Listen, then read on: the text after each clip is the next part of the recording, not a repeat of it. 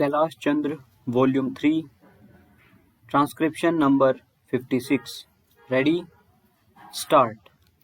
Madam Chairman, I am glad that we are having a debate on the European Common Market.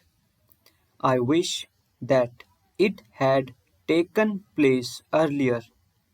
Had Parliament been in session when the Minister of Aviation of the UK visited Delhi, it would have had an opportunity for arming government with its views plus helping it in formulating the statement, but at any rate indicating to the world at large that Parliament is fully behind the Finance Minister in the statement that he has made.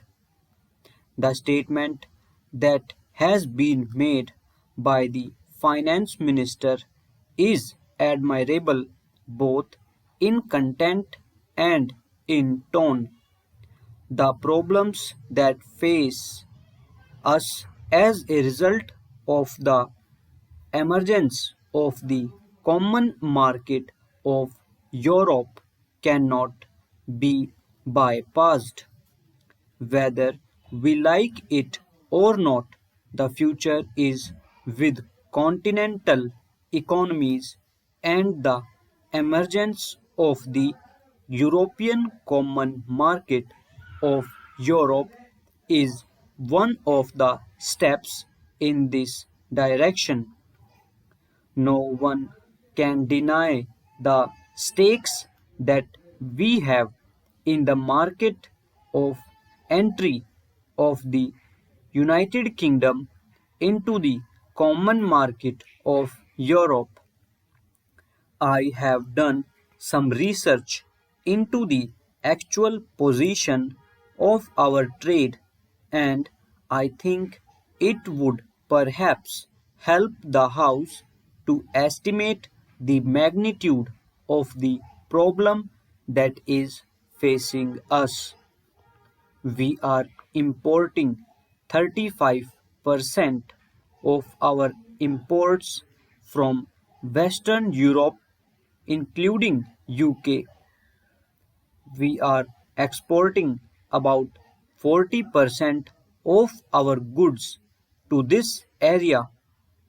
We have a large interest in the outcome of UK's entry into the common market and the terms on which she proposes to enter into the common market. In the present circumstances, we cannot visualize what the terms will be, but we know that our stakes are great, and we have already indicated our deep interest in these terms which the UK would be able to negotiate. But having made our standpoint clear, it would be unbecoming of us to do anything else except to be prepared for all eventualities. I want the House to realize that while undoubtedly this is a great challenge, we ought to be prepared and not content ourselves with giving expression to certain views which might give the impression to the outside world that we are in a state of panic. To suggest, for instance, that the pattern of our trade should be changed overnight is not realistic. A changeover in trade is no solution. My honorable friend Shri Krishna Reddy pointed out that our balance of payments was most unfavorable with Germany.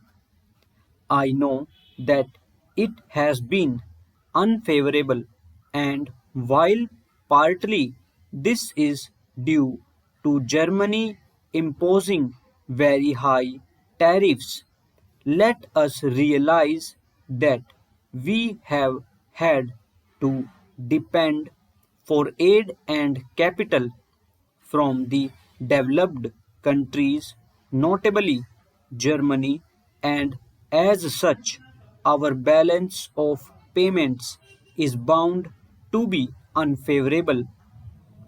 It has been recommended by my friend that we ought to think of the patterns of trade being changed so that the Eastern European countries might be our main customers.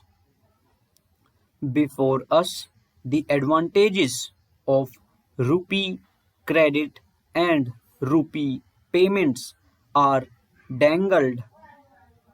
I only want to sound a note of caution. While it is true that, from the point of view of our immediate difficulties, rupee payments offer a solution in the sense of imports not being a current draft on our foreign exchange resources. We ought not to suffer from the delusion that we are getting something for nothing, nor can we think that these rupee payments, which are may not work to our advantage. I do not propose to go into this question today since the issues that merit consideration are different.